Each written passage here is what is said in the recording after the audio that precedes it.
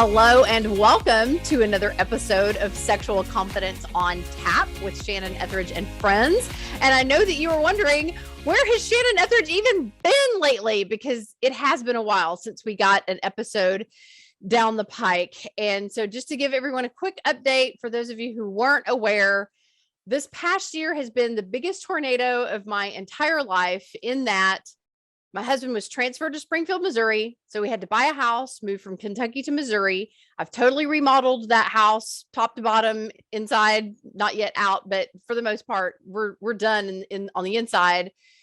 Plus, my husband was diagnosed with cancer. We bought this house in March. I started remodeling in April. He was diagnosed in May. So he had to go through rounds and rounds of chemotherapy and has just finished his hopefully last round of chemotherapy. We will find out on March 21st what his blood counts are. And so hopefully the next time I record a podcast, I'll be able to give you a big update and praise report about that. And on top of all of that, my mother also had to go into assisted living, and we had to get rid of everything in her house and sell that. And so, and then plus my son had to move as well. And I had to help him buy his first house. So every really important person in my life had major upheaval over the past 12 months. So just for the record, my apologies that there has not been an episode coming down the pike, but I know that y'all are probably thinking there's no need to apologize, Shannon. You've had so much on your plate. We get it. So thank you for your grace.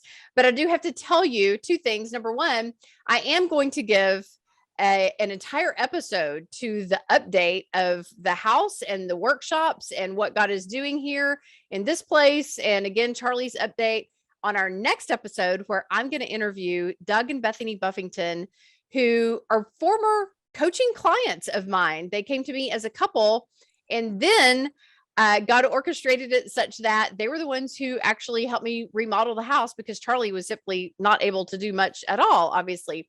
So I want an opportunity to sing their praises and to show you what all we've been busy doing all these months.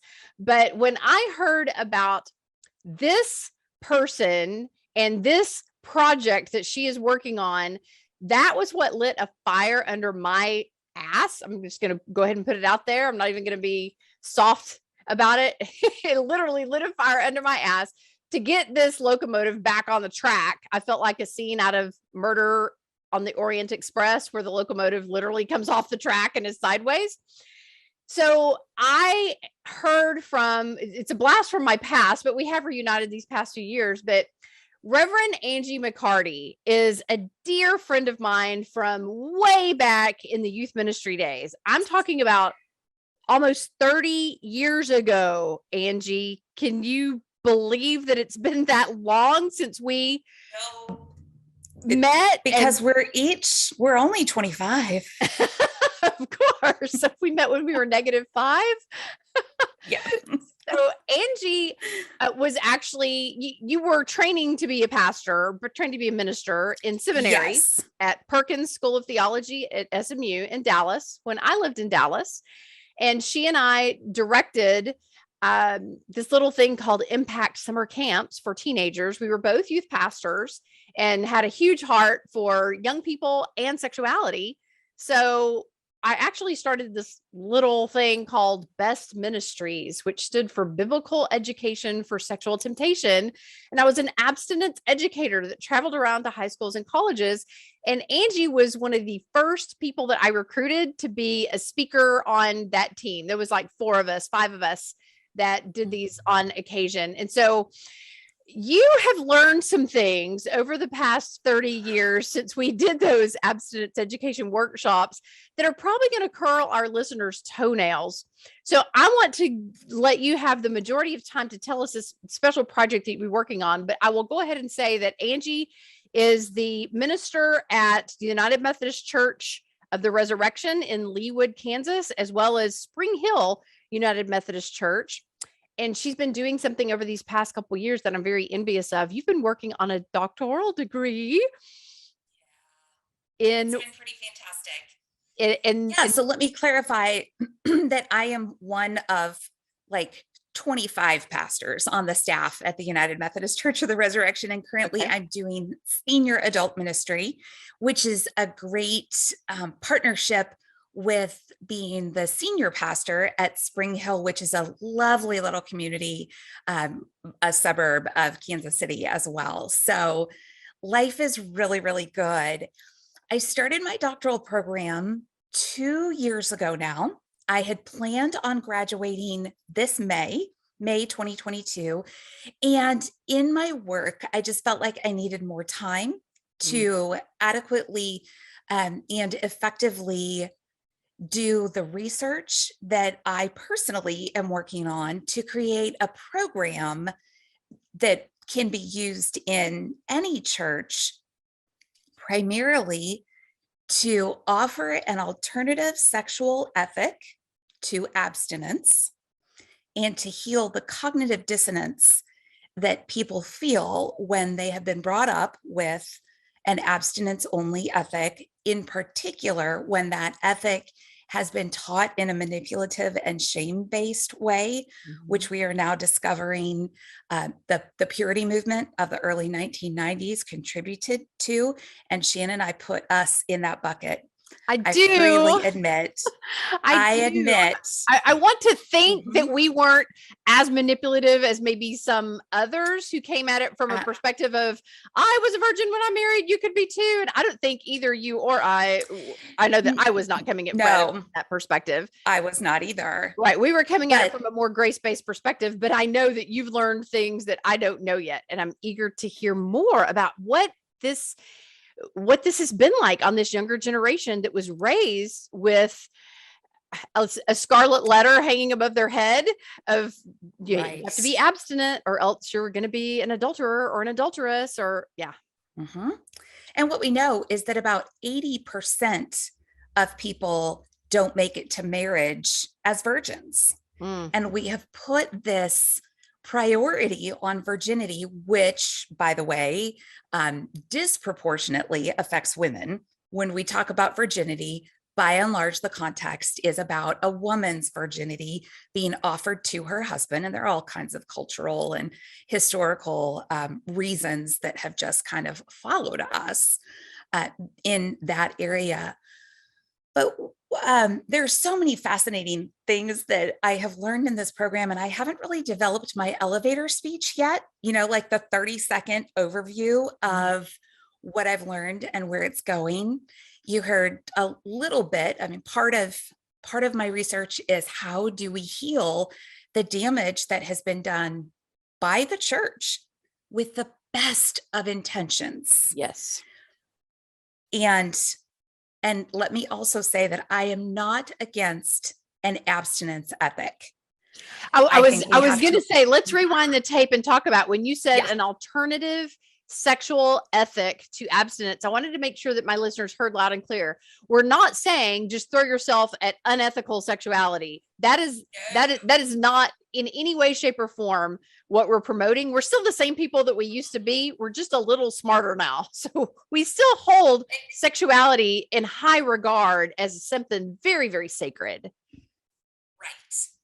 And the way that we have set up sexuality in the church, the way that we speak about it is kind of this false dichotomy. You are either abstinent or you're sleeping around and have no morals. Right? So what's the middle of that? The other thing I want to clarify is that my research is solely focused on adults. So I do think we need to figure out how to speak to youth about this, but adults whose frontal lobes are fully developed and therefore we hope that they have the capacity to make decisions in a more effective way. They are less impulsive in their actions. I believe that adults have the capacity for nuance. And so the ethic that I am working towards is based on covenant rather than marriage. Okay, so let me unpack that a little bit more because I am not anti-marriage. I am married to arguably the best man on the face of the entire planet. You can fight me later for that title. Exactly. You're not allowed to duke it out yet again. Right? Yeah. Okay, so in the United States, the only way we define someone as married is if they have a marriage certificate. Mm-hmm. My brother and his, we could say, girlfriend, technically, they've been together for 12 years, are in a deep covenant relationship. Mm-hmm. They're younger than me. There's a whole generation that is objecting to marriage, but not covenant. Right. The institution of marriage, the idea correct that I would have to go through a very painful divorce for anything to change in my life. I think they've watched their parents go through that, and definitely they don't want any part of that. Definitely. Yeah. But, we in the church can recognize someone as married and therefore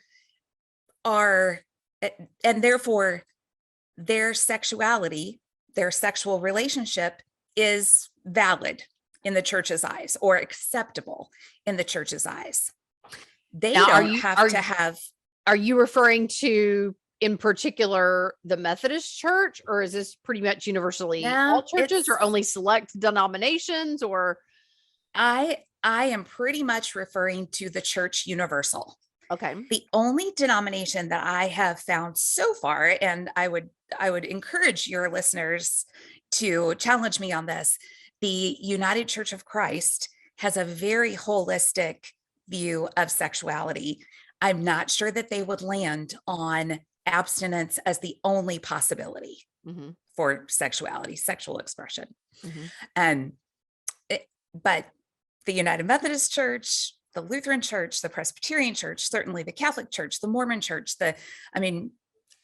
most other churches stick to an ethic that says sexuality, sexual expression, sexual relationships are only approved, condoned within the bond of marriage, which I contend is an institution of the state, not the church. Because people can get married without the church's involvement at all. Right. They just go to the courthouse. Right. On the opposite end of that, I have experienced couples who did not sign a wedding license and therefore are not technically married legally, but who have a deep covenant relationship with each other. And so again, I am not anti-marriage. I am pro-covenant. And this is where people would say, well, two people who would willingly enter into a sexual relationship without being married must not be Christian. Address that, because my understanding is that 90% of Christians who walk down the aisle to marry one another have already had sex with one another. So I think that we probably need to take our heads out of the sand and realize that what's been prescribed isn't always accurate in how we describe how we really live, and what is God's stance towards someone who engages in that in intimacy prior to marriage. What is your belief? Because I remember you and I had an amazing conversation a couple of years ago about this, and I was blown away about the counsel that you gave a 50-something-year-old woman. Yeah. A 52-year-old woman who was getting married for the first time was kind of one of the instances that got me thinking about this. She said, this is my situation. Does God really expect us to not have sex until we're married? And as I thought about that more and more, she and her fiance at the time, to not include sexuality as a part of their relationship almost seemed like they were keeping something holy from their relationship. So let me backtrack a minute and say that almost every couple I marry is living together before they're married. And when they tell me that, almost universally, if they grew up in the church, hang their head and kind of say, we're living together. Shame. Living in So sin. they feel this shame. They think, well, the church has told them that they are living in sin. And I look at my brother and Ashley, and I have a hard time thinking that their covenant relationship displeases God. Now, could they live together for 12 years and not have a sexual relationship and have that please God? I'm not so sure. God designed our sexuality. And let me also say, I get that I'm not God, right? Yes. I'm not trying to play God. And we're not rewriting the Bible either. I want to make that loud and clear. We're just trying to properly interpret how the Bible of old applies to our culture today so that we can extract God's true character and nature and apply that to what's happening in our culture in this modern era. We're no longer betrothed by the time we're 14, married before we're 15. That era that was over a long time ago. We're single twice as long as people used to be. Right. With the primary purpose of marriage previously being an economic relationship. Right. There wasn't even faithfulness expected. No. Right. No. So let's go to the Bible. Well, and let me just interject. If people are going, what do you mean faithfulness wasn't even expected in marriage back then? Listen to the Esther Perel TED Talk on rethinking infidelity, where she talks about the purpose of marriage used to be an economic arrangement where you know whose kids are yours and who inherits the cattle when you die. But men had mistresses, and we even see in the Bible that there were men, patriarchs of the faith, who had multiple wives. And again, I'm not prescribing it. I'm not saying that we should go back to this by any stretch, but we have to look at the big picture. And if we're going to say we have to live by the Bible, there are some things in the Bible that you could not translate to our culture today. No way. So let's put on our list for a future podcast, the biblical view of marriage. Okay. We could talk about that for 30 minutes. Right. Right. And the biblical view of sex, I think, could have a whole conversation on its own. Yeah. So the word that is translated into fornication or sexual immorality is the word porneia. It's where we get our word pornography. Mm-hmm. Porneia in biblical times primarily meant that that men ought to be faithful to their wives and therefore not engage in what the culture said was okay, which was extramarital sexual relationships. Mm-hmm. So we, the modern church, has turned that very specific word in a very specific context into sexual immorality, which is much bigger, I think, than what the intention originally was. Right. Then you get to the next question. What the heck is sexual immorality? Like, where do you draw that line? Mm-hmm. Is making out in the backseat of a car sexually immoral? Do we require penetration before it is immoral? If so, is oral sex immoral? Mm-hmm. We have no idea how to speak credibly on that. Right. Now, people have, Joshua Harris, bless his soul, advocated for courtship and pretty much no dating. Mm-hmm. No dating. Save your first kiss until the altar. Mm-hmm. He has recanted that in every way and apologized. He has gone on a major apology tour. And I have to say, I really respect a person who can stand up and say, I was wrong. And I was really successful at being wrong. And I had a book that was a cultural phenomenon, and I did a lot of damage. He has come to this realization, and he has humbled himself and admitted the things that he's recognized since then. I think that takes a really big person, don't you? It absolutely. I have so much respect for him. Yep. Yeah. So I think what I'm trying to do is to heal the damage that has been done, that I personally participated in portraying. Yep. Perpetrating. Our hands I think are is the up right word. from the Best Mhm. Ministries days of abstinence only education, as if there was no such thing as grace or mercy or unconditional love.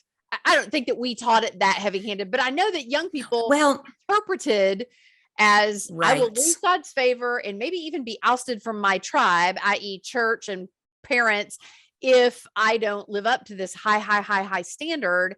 And I know that there's been a lot of people in my coaching office over the past 30 years of just so much guilt and shame and remorse. And I have often wondered, it's like, are you being harder on yourself than God is on you? Because I don't think that God is looking on you nearly as shadily as you think.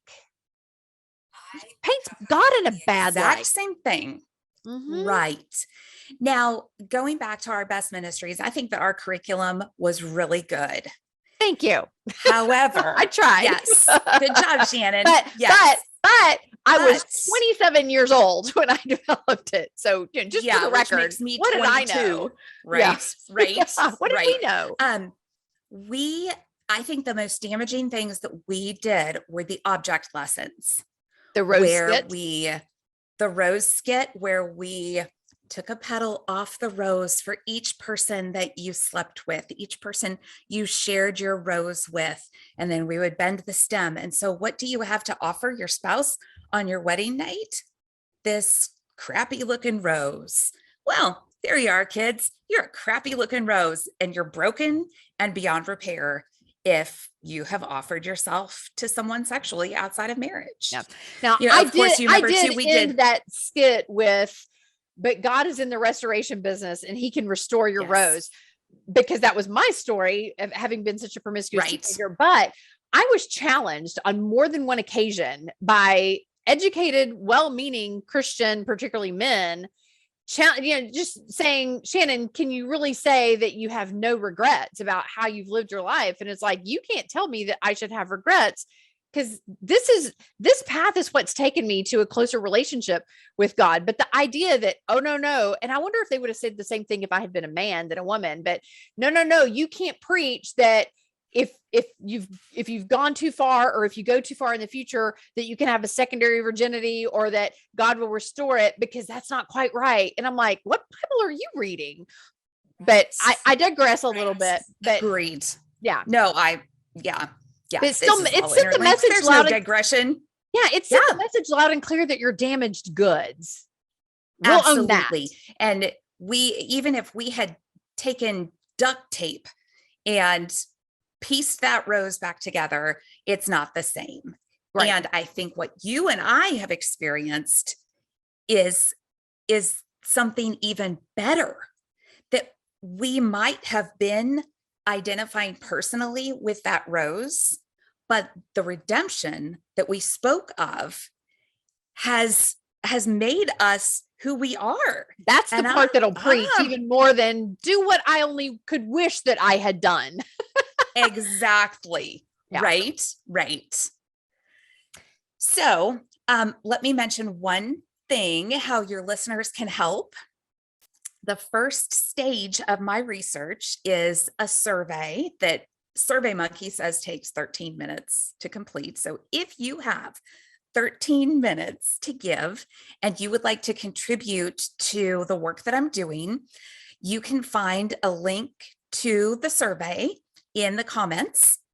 And that survey will ask you a couple of things. First of all, what was your church like when you were an adolescent? What did your church teach about sexuality? What did you embrace from those teachings? And then what is your ethic now? What is your sexual ethic now? And then how, if what you embraced as an adolescent is different from what you believe now, do you carry any guilt or shame or cognitive dissonance is what I'm looking for. Yeah. Resentment for that space in between. Yeah. Okay. I think that there's just a lot of people who are really angry at God and at the church and at their spouse and themselves, because they get this notion. This is what I hear in coaching office all the time is, well, we went all the way before we married. And so I know that we do not have God's blessing. And I just want to shake him and go, show me that in scripture. And I want to ask your opinion about something in particular that I heard on a podcast called Holy Smokes. It's a bunch of pastors sitting around smoking cigars and drinking their alcoholic beverage of choice. I think that's to kind of level the playing field and show that they're just human too. But there was a female biblical scholar on there talking about how she researched the word fornication ad nauseum. She just scoured the Bible and looked at every time it was used and what was the context.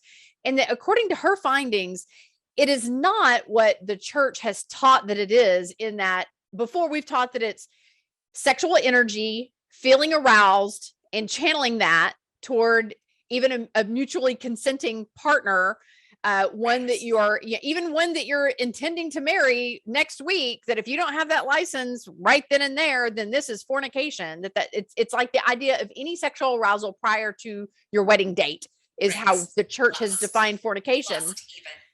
Yeah. Even just the desire to have sexual intimacy be a part of your life has been defined as fornication. But that her research really highlighted the fact that the word fornication can really only be used in the context of unconsenting, forced sexual behavior, which now we're talking rape. Now we're talking incest. Now we're talking a totally different story than what these 90% of the people on the planet who had sex before they got married. That's totally different than what they're dealing with, but yet we're making them feel like fornicators. And then they read that passage of scripture that the sexually immoral will not inherit the kingdom of God. And like, they're truly worried about their salvation. Like, I'm concerned. My heart. I am concerned that if we don't wake up to what the Bible really tells us, what the Bible really teaches us, and most importantly, that God's grace and that mercies new every morning and all that are, there's a reason that it goes from Old Testament to New Testament, not the other way around. But I think that in the church era, we have been telling them about the gospel, but then following that up with, but you need to live according to this law. It's like we've been going in the opposite order, New Testament to Old Testament. But I know that people are thinking, oh, well, she's just saying that you can just break God's laws and let it be your driver's license to sin, that there's grace and mercy. I'm not saying that. But if we don't wake up to what we are preaching and how opposite to the order of the Bible and the gospel message it really is, the church is going to die. I'm just going to go on the record as saying that on the day that we're recording, March 1st, 2022 at 2:24 in the afternoon, Shannon Etheridge said that in 30 years from now, the church is either going to be severely walking wounded or possibly even dead. I mean, I know it will never be totally dead because we know who wins in the end, and God's, like, we're God's army and we're God's, we're the bride of Christ and all that. But we are so excluding people from feeling the freedom to come into the fold and to take their place, their rightful place in the body of Christ, regardless of what's in their past. We are sending the message that you can't possibly be a Christian if your sexual ethic isn't sexual abstinence completely all the way until marriage. But this is why parents stopped talking to their teenagers a long time ago, because they didn't want to look like hypocrites saying, now do as I say, but not as I do. Yes. If we're feeling that big of a hypocrite that we're telling our children something totally different than what we did, maybe we need to look at the message. Maybe we need to be preaching God's mercy and grace a little bit more heavily to create a balance there. I'll get off my soapbox. Yes. What are your thoughts about the word fornication and the notion that if we don't get this right, and if we keep teaching this from such a legalistic perspective, the church could potentially be, if it doesn't die, it's going to be a lot skinnier than it is right now? I think that's spot on, that fornication and the understanding of fornication is spot on. And that the way we talk about sexuality misrepresents the nature and character of God. There you go. As expressed through the enfleshment of God in Jesus Christ. I just got tingles from head to toe. Right. The verse that if anybody knows a Bible verse, they know John 3:16, right? For God so loved the world. Yep. John 3:17 should never be divorced from 16. For God did not come into the world to condemn the world, but so that the world might be saved through him. And the church has offered nothing but condemnation in this area. Yeah. I've done previous episodes on how sexual thoughts and feelings are so not sinful. And I highlight the fact that even Jesus himself had sexual thoughts and feelings that produced temptations, because we're told he's tempted in every way, but without sin. So my clients who are telling me that they are sinning because they even have a sexual thought or even feel sexual energy course through their body because they're humans and that's what human bodies do. That's how God created their human body. Exactly. By the way. But for them to insist that they have sinned and that this is lust, that this is fornication, that they somehow don't deserve to live or go to heaven or whatever. Sometimes I just ask them, do you honestly think that God expects you to be holier than Jesus Christ himself was, who was also God in the flesh? Jesus had sexual thoughts and feelings. We have to stop thinking that all sexual thoughts and feelings are sin. I just can't buy into that God would create us this way, that that human beings have these thoughts, feelings, dreams, all of that, but there's serious trouble if you act on it. That's like saying, you have to fast your whole life. You can't eat, you can't drink, you can't sleep, you can't get horny. God forbid you get horny. Tell people, substitute the word alive for horny. As long as you're alive, there's going to be some level of sexual energy in there, and it was put there by God. God did not design your whole body and then the devil slapped on the genitals at the last minute. Like this is how we are wired. And if we don't learn to teach this better in the church, I know lots and lots of people that were my kids' ages who heard this message from the church. And not only have they rebelled against the notion that they should save sex until marriage, they have rebelled against the church and God. The church. And that's on our hands. That's as big a heresy complaint as anyone could possibly make. Yes.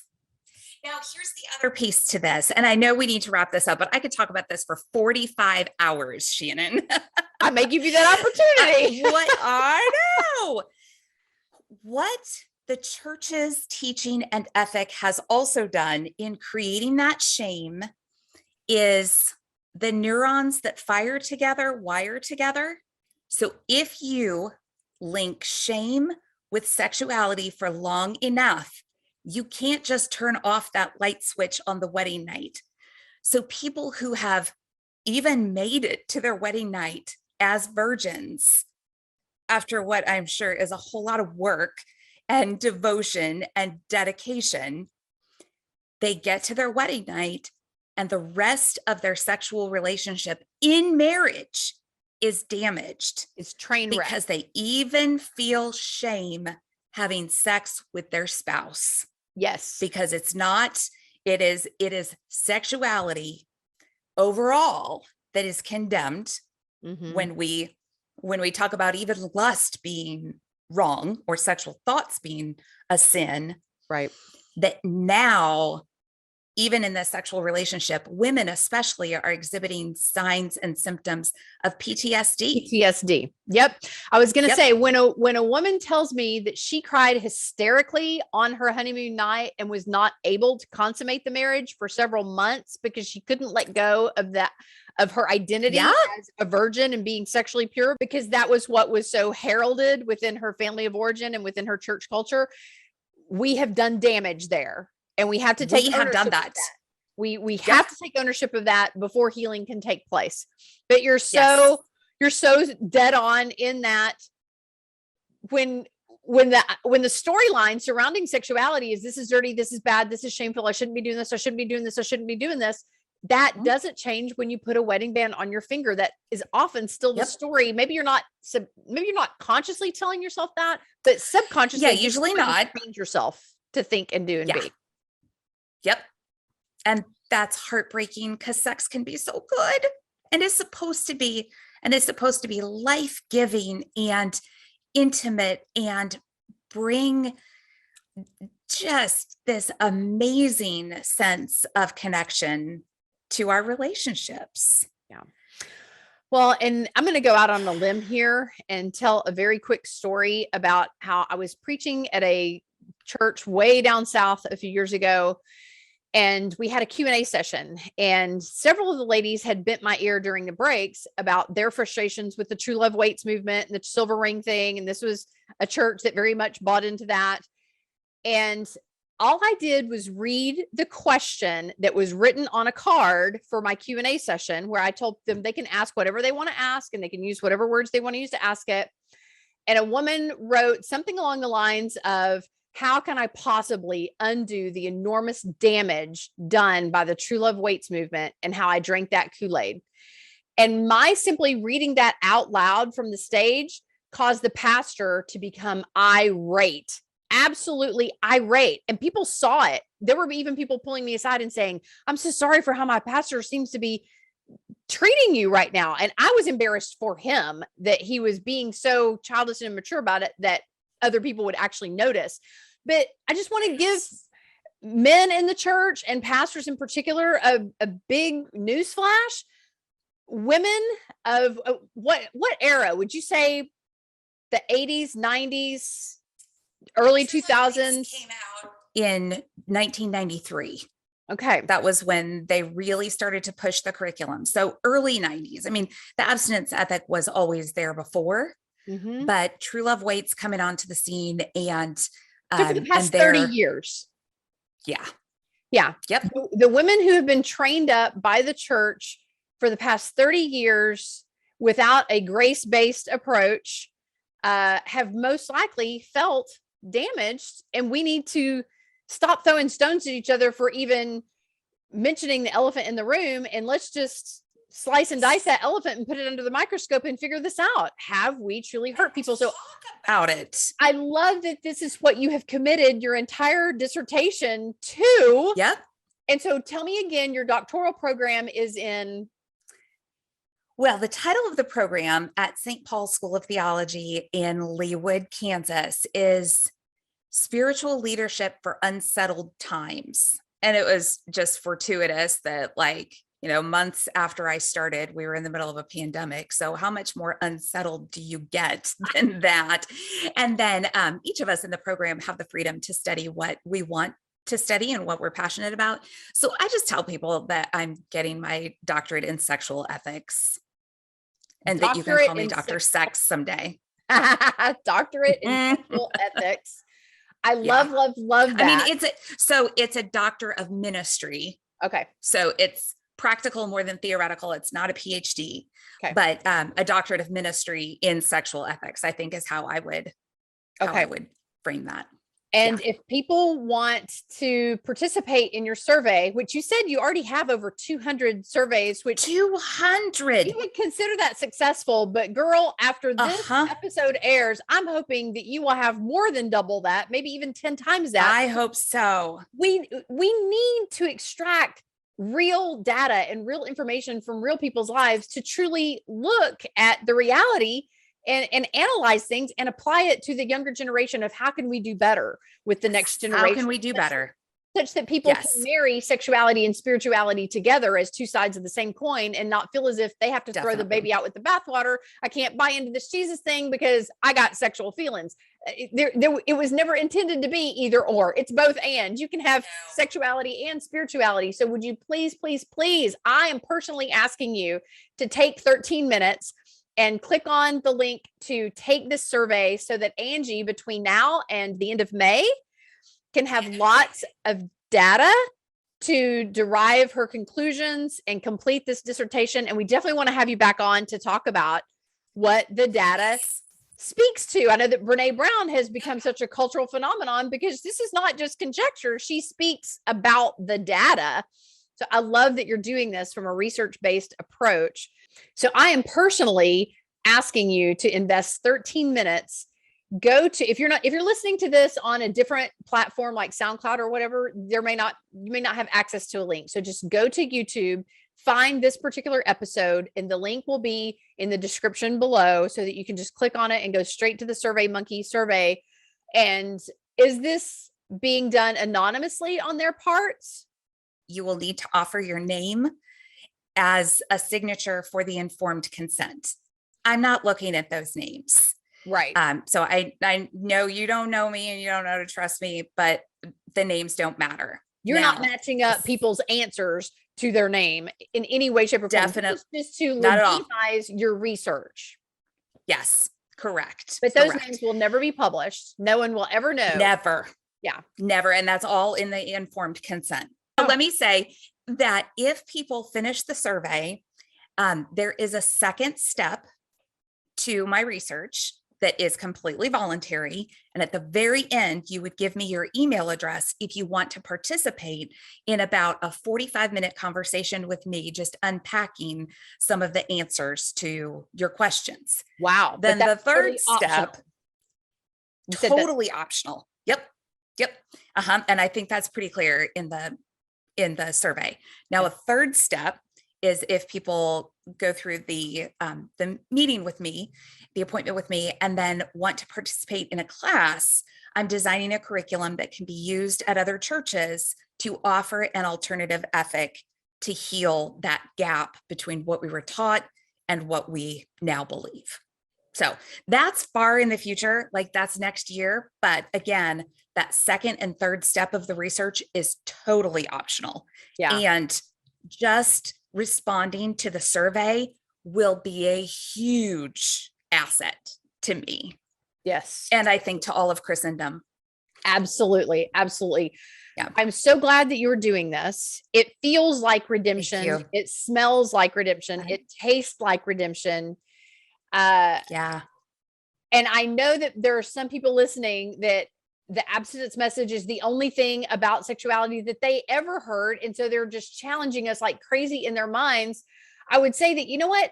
It's okay. You're not committing heresy. We're not committing heresy. We're just challenging the body of Christ to look more closely at what we're teaching, how in alignment with God's character and nature is it, and is it doing more harm than good? Are we doing the next generation of young people and really any age people a disservice to continue repeating what we've been told? Because that's what I was going to say, is that if it's the only storyline you've ever been told, then of course that's the only thing you've ever thought about it.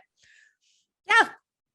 But how do you know any different? There was a day and time when, slavery was a totally fair subject because it was mentioned in the Bible and it was allowed in our culture and society, and that women weren't allowed to vote, and like times change. God leans forward, not backward. And that we're going through an awakening. It's like a sexual renaissance, but not like in the 70s of just make love, not war, and have sex with anybody and everybody. We're not saying that.